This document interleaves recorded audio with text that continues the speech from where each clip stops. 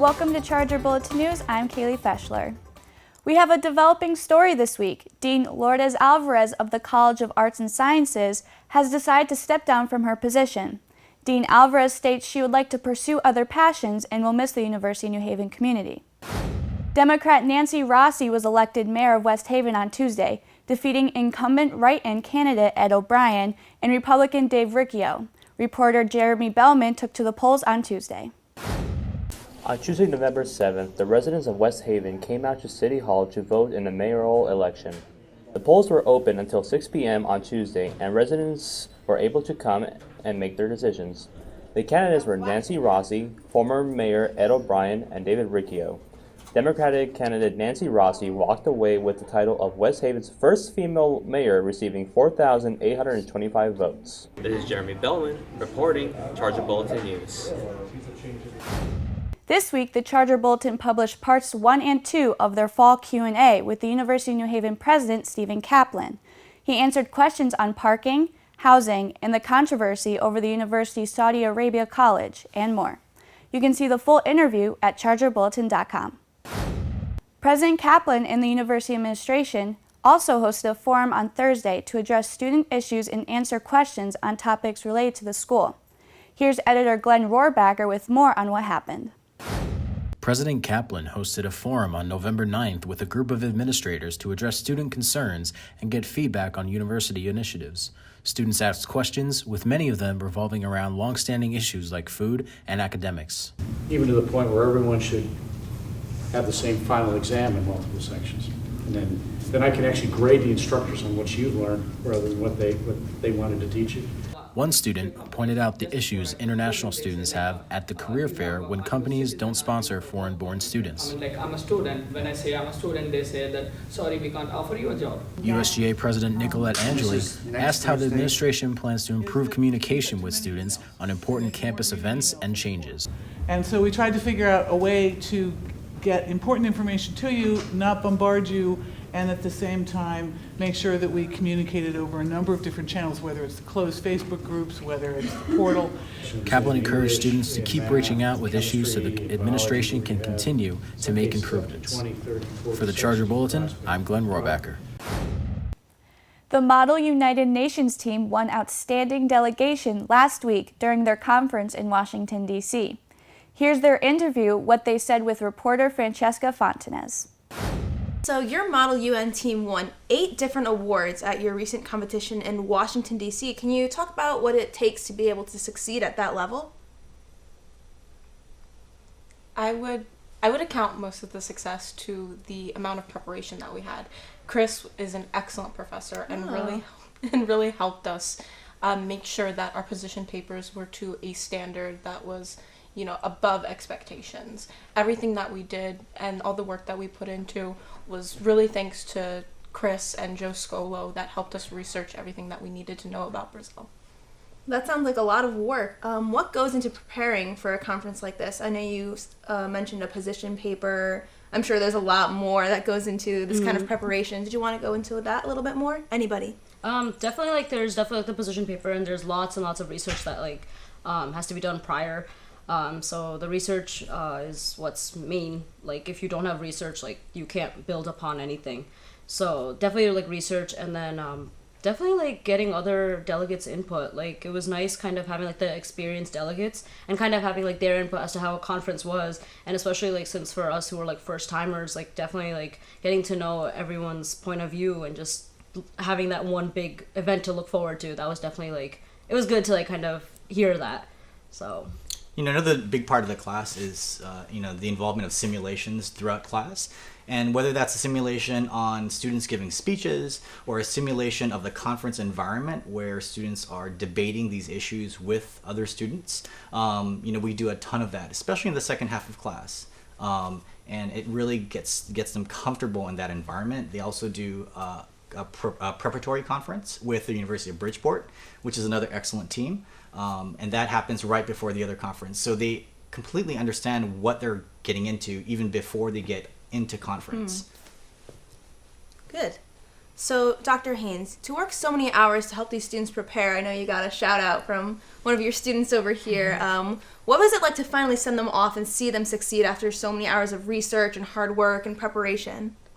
There's a little bit of nervousness. I'm always nervous. Students that know me know that I'm not very, I'm very, very unemotional in a sense sometimes. But it was very proud to see them perform in the way they did.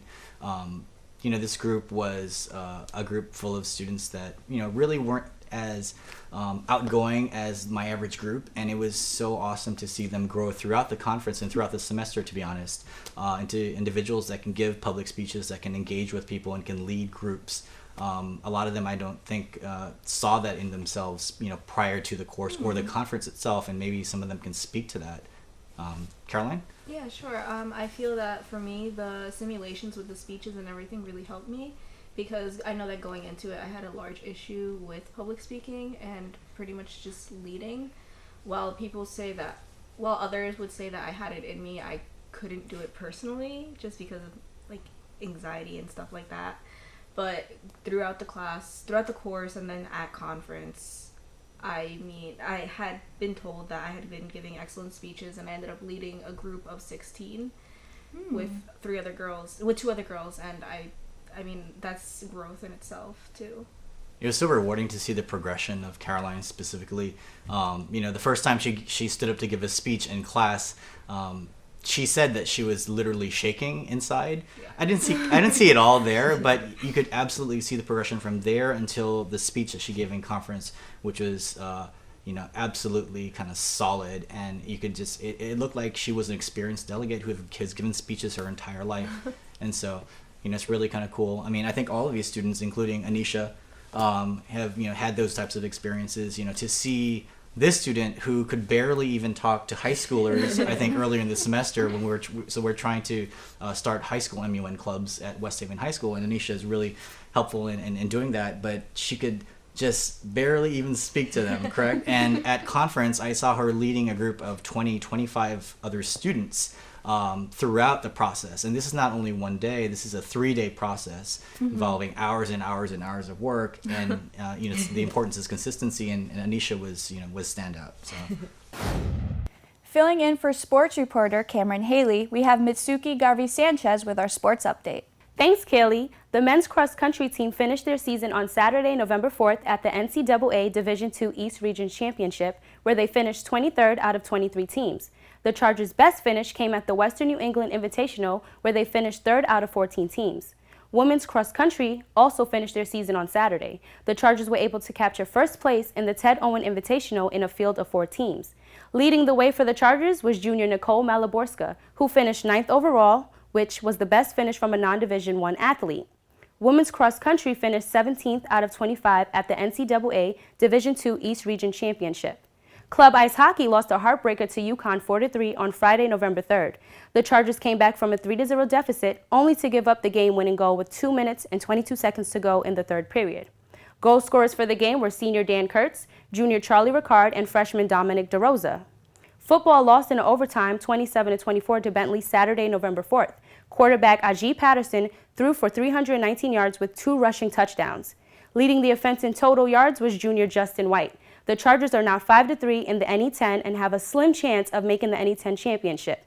The Chargers will return home for the final game of the season on November 11th when they take on Merrimack at 12 p.m. Earlier today, I also interviewed the rugby team about their upcoming playoffs and successful season thus far. I'm here with Jeff and Sam from the rugby team. Since last season, what do you feel the team improved on to allow the team to go undefeated? I'm going to say we definitely came together as a team more this year than any year before. I mean, I've been playing for 3 years, and this is the best I've seen the team. It obviously shows on the field, and we took the momentum from last year, I guess, and brought it to the table and fulfilled our sort of potential, I guess.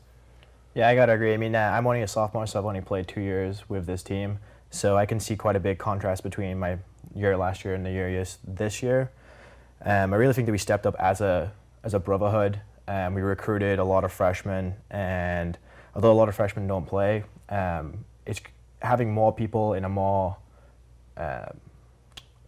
bonded team has created a better environment for everyone. Everyone's helping each other out, and we all build upon each other's strengths and weaknesses. So I would say that's a key point. How has the team been able to keep up the high level of play all season? Definitely hitting the gym is a big part.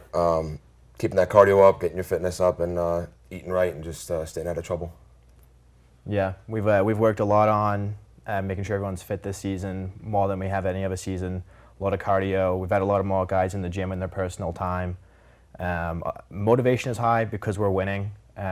We have a great mentality mindset right now, and I think that's pushing us really hard. Going undefeated and winning the conference championship, do you feel there will be a lot of pressure to repeat that success next season? I'm going to say there's definitely going to be a lot of pressure to repeat next season, but we definitely have the talent and the numbers and the motivation to repeat next year. Yeah, I mean, coming off the big winning high, and no matter what happens this weekend, we'll continue to play, we'll continue to get better, and next season we'll continue to do exactly what we did this season and develop on our fundamentals and come back strong and give it everything we have. Thank you guys so much. Reporting for the Charger Bulletin, I'm Mitsuki Garvey-Sanchez.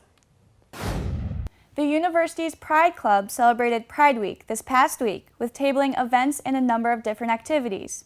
The events included Man Crush Monday, Ace Day, Woman Crush Wednesday, Trans Day, Pi Dem Pan Day, and the week concludes with a Second Chance Prom on Saturday. Pride continues to encourage inclusiveness on campus through their events and activities. That's all from us here. Be sure to follow us on all social media platforms. I'm Kaylee Feshler for the Charger Bulletin News.